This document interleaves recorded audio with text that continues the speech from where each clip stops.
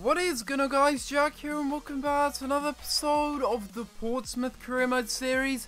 This is episode number 93 now, guys, and once again we are going back into the transfer window, and in today's episode we will be going into transfer deadline day and we will also be playing a game against Manchester United.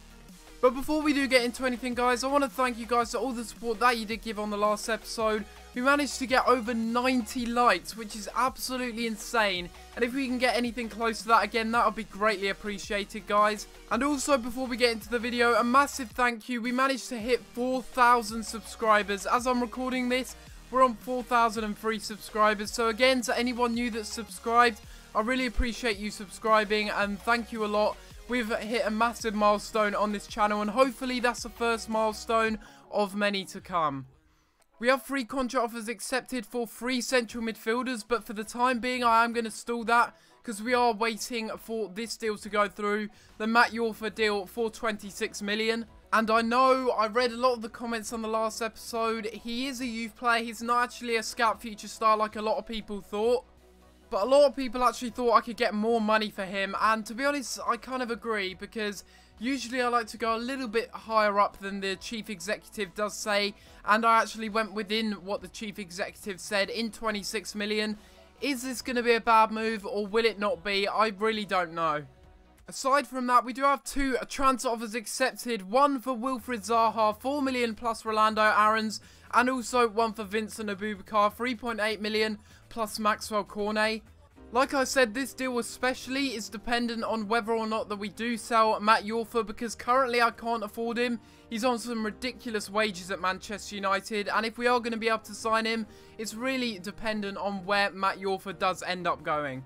All we can really do now is simulate onwards, see what happens, and before this game against Manchester United, it will be interesting to see, does he get sold or not?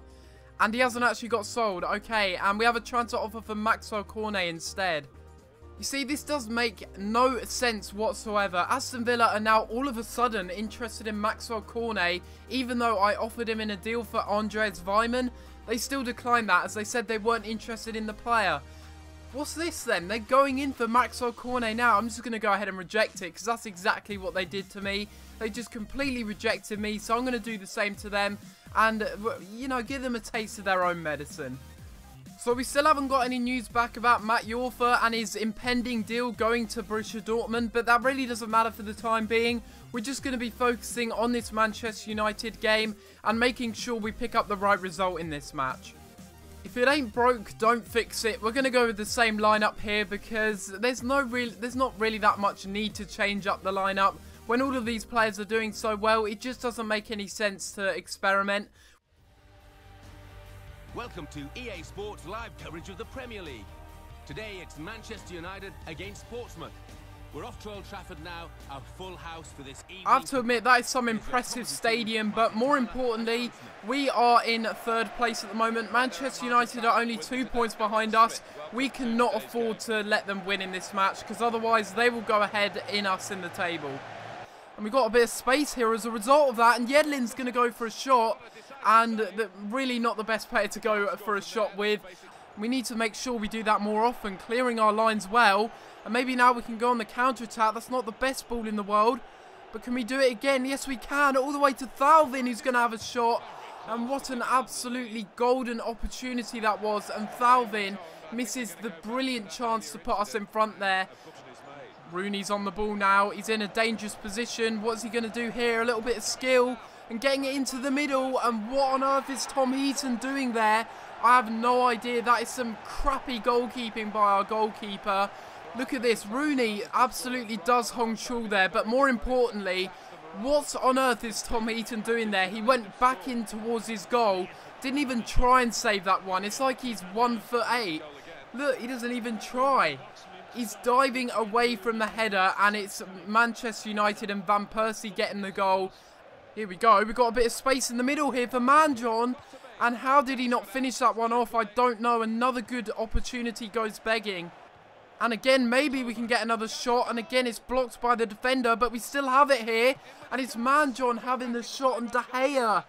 Oh my God, if they had Lindegaard in goal, surely that would have been a goal. But no. De Gea makes an amazing save from Manjon's shot once again. Dele Alli being the hero of the day here, and it's a good through pass there into Jordan Ibe, and another shot is saved by De Gea. This is unbelievable now. Can't believe that. Absolutely unbelievable result there. Thanks to Tom Heaton and his amazing goalkeeping skills, we concede a loss here, and that was just absolutely terrible. How we conceded that goal, how we conducted ourselves defensively, it just wasn't good enough. And thank goodness it's John Souttar out for 3 weeks, because it means that I don't have to play him, because he's absolutely terrible. He showed that in that Manchester United match, just an absolute midget at the back, can't defend for his life, and that's really, really good news for us. I think the decision has to be made now, to be honest. We've got 3 players here. We've got Andre, we've got Ozan Tufan, and we've also got Riccardelli Bazoa. Which one do we go for? That really is the question. Both Bazoa and also Ozan Tufan are pretty much identical in their valuation and also their wages. I really do think that Ozan Tufan would probably be a better signing out of either Riccardelli Bazoa and Ozan Tufan. I don't really want to sign Andre. Even though he's got an amazing name, I just think he's a little bit too old for my liking. And because of that, we are going to go ahead and sign Ozan Tufan here. Welcome to the club, and let's go and take a little look at his stats. He is a little bit of a common signing, but I don't really think there's too many of those that we have made in this series. I think we've been pretty original with the signings that we have made. But having a little look at Ozan Tufan, he really does look like a well-rounded player. Only his free kick accuracy, penalties and volleys are really low. And apart from that, he's got some nice yellow-green stats across the board. And he could be a really, really nice box-to-box midfielder for us. He's not even leaving. That is so annoying. I just went on this, and this is the best way to tell if a player is going to be leaving the club or not. You just click on them in the squad report. And if you can offer them a contract and do loads of things with them, like add them to the loan list and stuff, then of course it does mean that they aren't leaving. That really is a shame in some ways.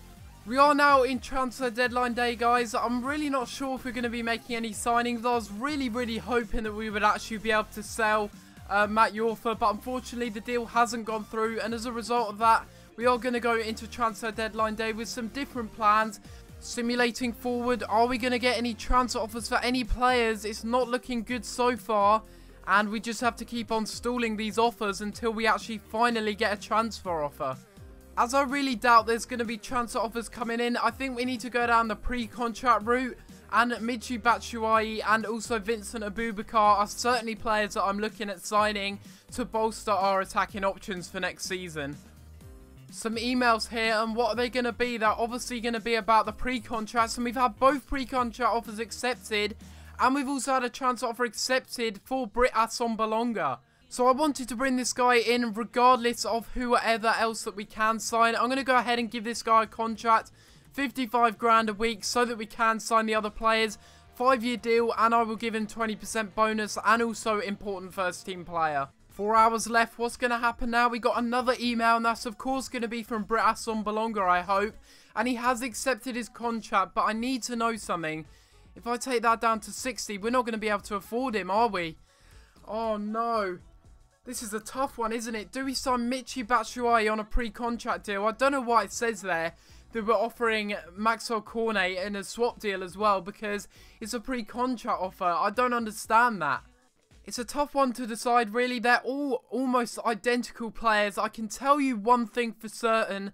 Britt Assombalonga is not a bad player. I'm sure some of you guys will be thinking, just sign up Batshuayi. He's obviously the better player, but trust me, I've been scouting this guy throughout the series, and he is a really good player as well. Because he's on par with Michy Batshuayi, and also the fact that we need to get in a better striker right now, so that we can get a better backup striker to score the goals this season, as well as next season, I'm going to go ahead and accept Britt Assombalonga and the deal for him.